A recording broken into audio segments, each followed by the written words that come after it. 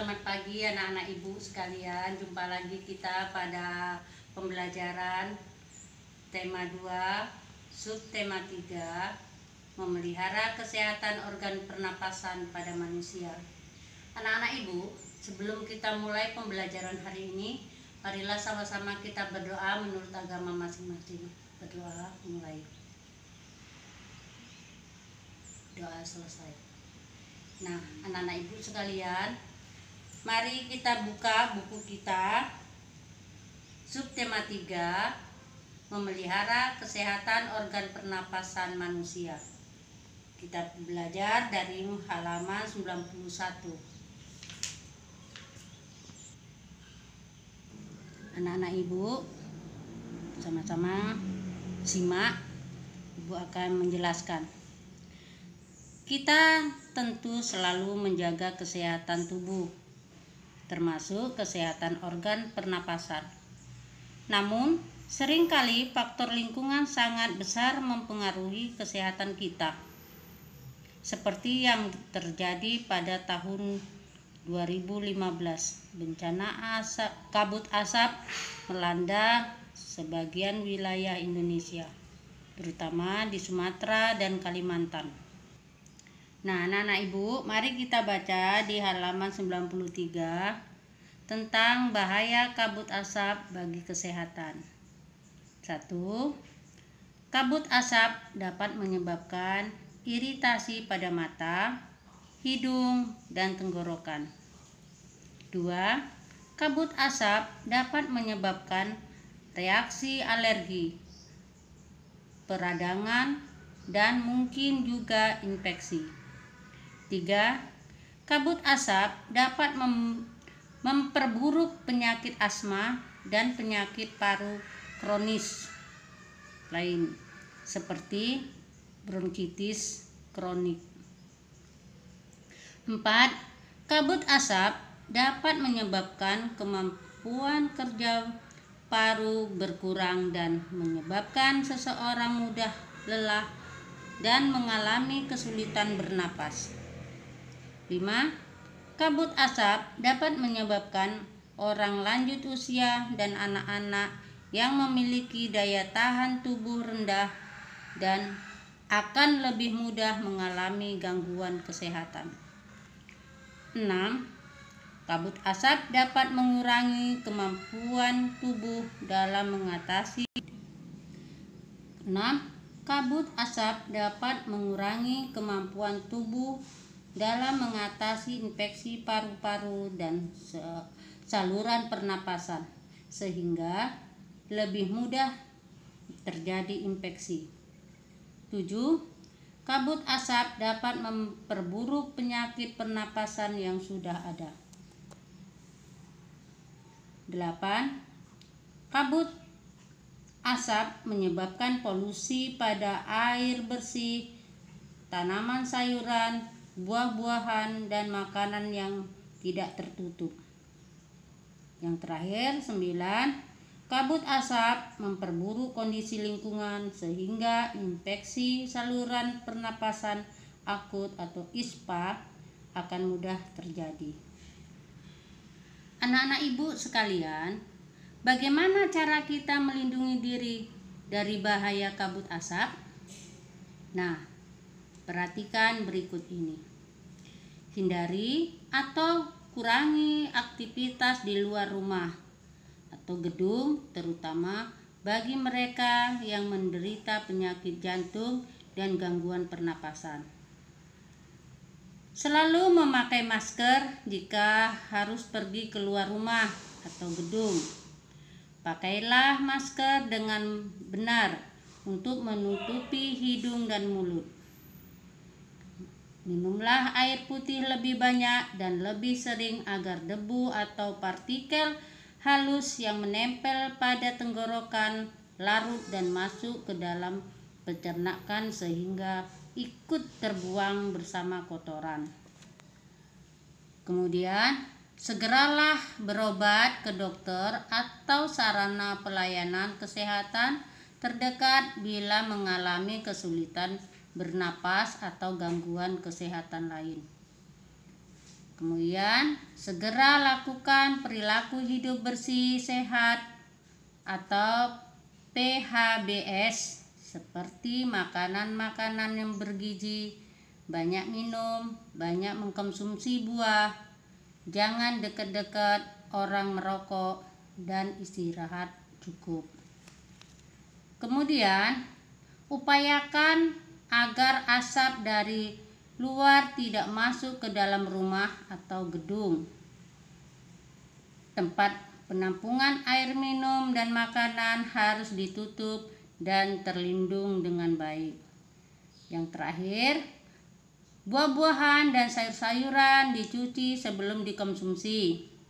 Bahan makanan dan minuman yang dimasak perlu dimasak dengan baik. Anak-anak ibu sekalian, sekarang kita masuk pada pembelajaran bahasa Indonesia. Nah, dari bacaan 9 bahaya kabut asap dan cara mengatasinya, kita dapat membuat pertanyaan dengan kata tanya apa, siapa, di mana, bagaimana, dan mengapa. Contoh kata tanya apa? Apa penyebab kabut asap? Kemudian jawabannya, penyebab kabut asap adalah kebakaran hutan. Kemudian kata tanya apa? Kemudian ada kata tanya siapa. Nah, contohnya, siapa yang harus kita datangi bila mengalami kesulitan bernapas atau gangguan kesehatan lain?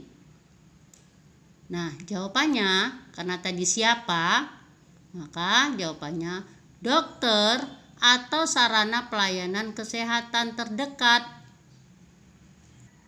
Nah, anak-anak ibu, setelah ini kamu baca kata tanya siapa, di mana, bagaimana, dan mengapa. Nah, anak-anak ibu, mari kita buka halaman 97 pembelajaran 2. Anak-anak ibu, kamu baca cerita tersebut dan kamu amati gambar tersebut. Ya. Pertanyaan dari ibu, apakah gambar tersebut mengandung cerita? Ya. Pertanyaan dari ibu yang pertama, apakah gambar tersebut mendukung cerita? Jika jawabanmu iya, apa alasanmu? Jika jawabanmu tidak, apa pula alasanmu? Nah, bagaimana anak-anak ibu? Ya, jawabannya adalah ya, karena gambar tersebut memudahkan pembaca dapat memahami sebuah penjelasan atau cerita. Anak-anak ibu, setelah kamu amati dan kamu baca pada gambar halaman 97, sekarang kita lanjut ke halaman 98. Nah, karya gambar cerita banyak kita temui pada buku cerita, terutama buku cerita gambar dan komik. Anak-anak, perhatikan gambar-gambar berikut. Anak-anak, kamu telah melihat contoh karya gambar cerita. Apa ciri-ciri karya gambar cerita? Nah, ini dia ciri-cirinya.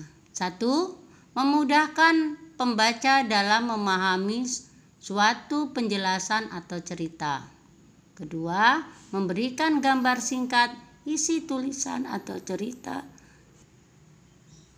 Yang kedua, memberikan gambar singkat isi tulisan atau cerita yang disampaikan. 3. Menambah nilai keindahan sajian sebuah tulisan atau cerita. 4. Membuat pembaca terlibat secara emosional dalam membaca cerita. 5. menyajikan gambar sederhana sehingga pembaca mudah mengerti karakteristik tokoh-tokoh dalam cerita. Anak-anak Ibu, kemudian kamu lanjutkan halaman 100. Nah, di sini cara memelihara organ pernapasan. Kamu baca ya anak-anak Ibu.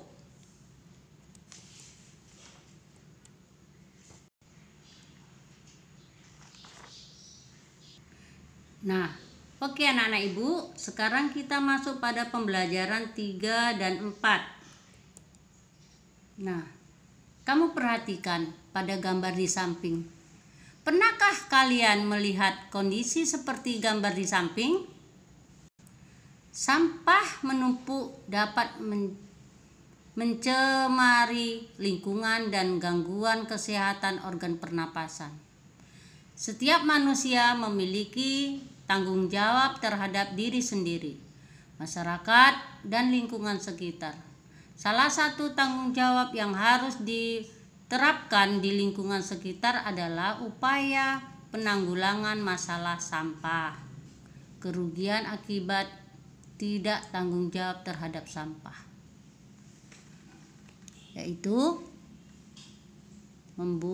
membuat saluran sungai atau selokan tersumbat, menimbulkan bau yang tidak sedap, mencemari lingkungan, menjadi sumber penyakit.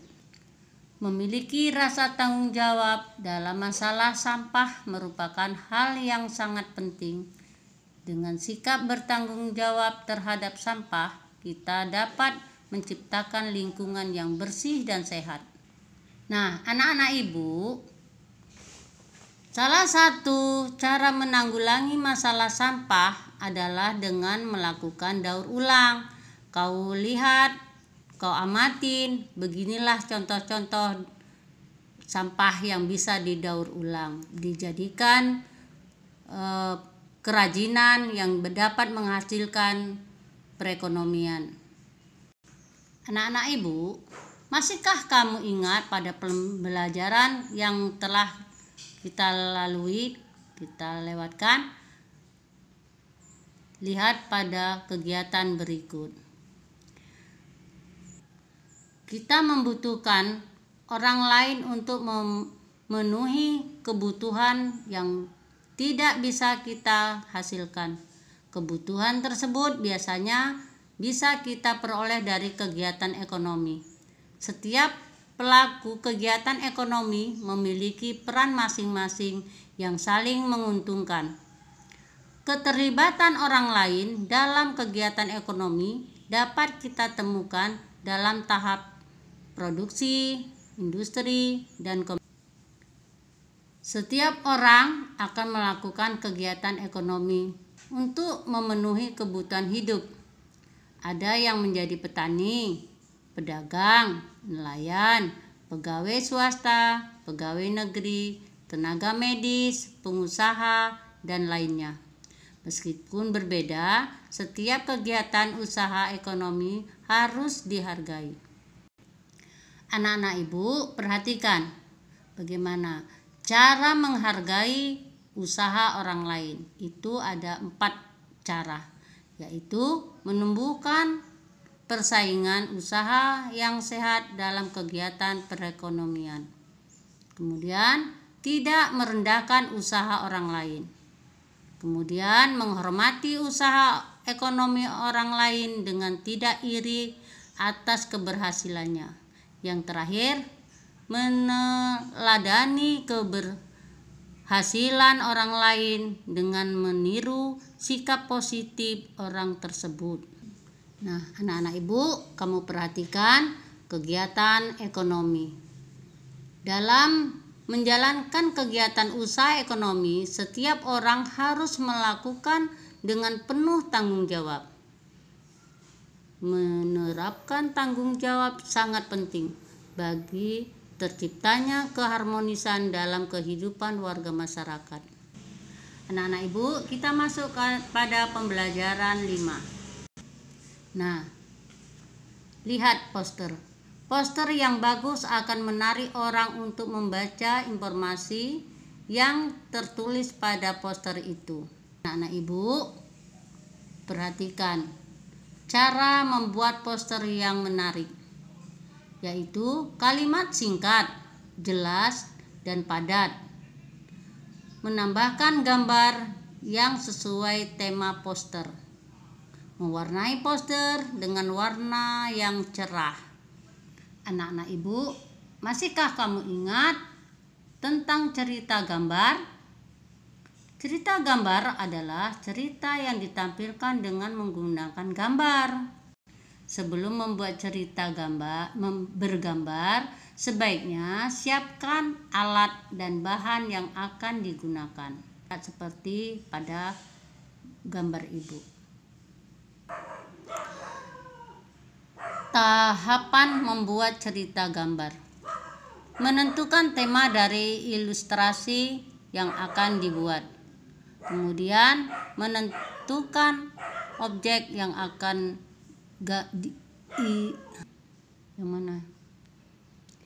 siapa tokohnya, bagaimana suasananya, bagaimana corak gambarnya, serta media apa yang akan kita gunakan. Membuat sketsa menggunakan pensil, menambahkan detail pada sketsa sehingga gambar lebih sempurna. Tambahkan bahan kata jika diperlukan.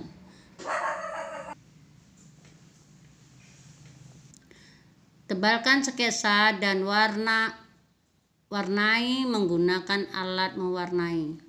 Nah, anak-anak Ibu, kita lanjutkan pada pembelajaran 6 yang terakhir.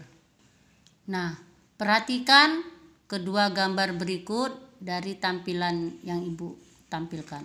Agar gambar ilustrasi pada cerita bergambar terlihat lebih indah dan menarik, maka kita perlu mewarnai gambar tersebut. Pertama, kita gunakan dengan teknik kering. Menggunakan yaitu menggunakan krayon dan pensil warna. Tidak menggunakan pengencer. Gambar langsung dibuat di kertas dengan membuat sketsa terlebih dahulu. Yang kedua, dengan teknik basah. Menggunakan cat air atau cat minyak. Membutuhkan air atau minyak sebagai pengencer. Gambar dibuat pada kertas yang tebal atau kanvas. Anak-anak Ibu, berarti teknik menggambar itu ada dua macam, yaitu teknik basah dan teknik kering. Nah, sekarang kita lihat lagi pada tampilan berikut. Akibat tidak bekerja sama. Nah, anak-anak Ibu, perhatikan pada tampilan tersebut. Nah, cerita bergambar yang sudah diwarnai. Nah, anak-anak Ibu, bisa kamu lihat dan kamu bandingkan. Kamu buka bukumu halaman 116 dan halaman 117. Bisa kau bandingkan bagaimana tampilan pada gambar-gambar tersebut. Cerita bergambar yang baru saja kita tampilkan menceritakan tentang sikap tanggung jawab atas tugas yang diberikan. Segala tingkah laku serta perbuatan yang kita lakukan harus dipertanggungjawabkan. Tanggung jawab merupakan perwujudan kesadaran dalam melaksanakan kewajiban. Contohnya, tanggung jawab di rumah, yaitu membantu pekerjaan orang tua di rumah, ikut menjaga kebersihan, kerapian rumah, melaksanakan semua aturan yang telah dibuat dengan baik. Kemudian, tanggung jawab di sekolah, yaitu ikut menjaga kebersihan lingkungan sekolah, ikut membantu menciptakan suasana belajar yang nyaman, melaksanakan semua peraturan di sekolah dengan baik. Nah, yang terakhir, tanggung jawab di masyarakat, yaitu antaranya ikut menjaga kebersihan lingkungan, ikut menjaga keamanan lingkungan, dan melaksanakan semua aturan yang berlaku di masyarakat. Nah, anak-anak Ibu, demikianlah pembelajaran hari ini tentang tema 2, subtema 3. Nah, anak-anak Ibu, untuk tugas kamu nanti Ibu WA akan aja di grup ya. Nah, cukup sekian dan terima kasih. Sampai jumpa lagi.